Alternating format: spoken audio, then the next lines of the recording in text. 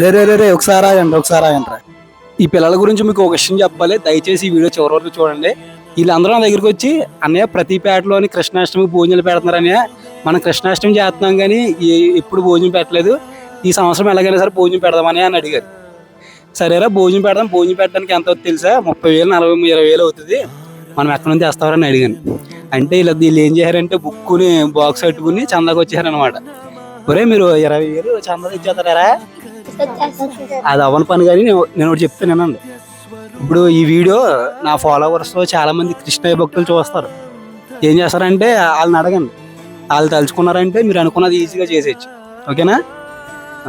ఈ చిన్న పిల్లల్లో ఇంత పెద్ద ఆలోచన వచ్చినందుకు చాలా ఆనందంగా ఉంది. ఈ కృష్ణాష్టమికి పిల్లలు పెడదాం అనుకున్న అన్నప్రసాదానికి మీరు కూడా తోచినంత చందా ఇవ్వాలనుకుంటే ఈ కింద కనపడుతున్న స్కానర్ కి పంపించండి. జై శ్రీకృష్ణ.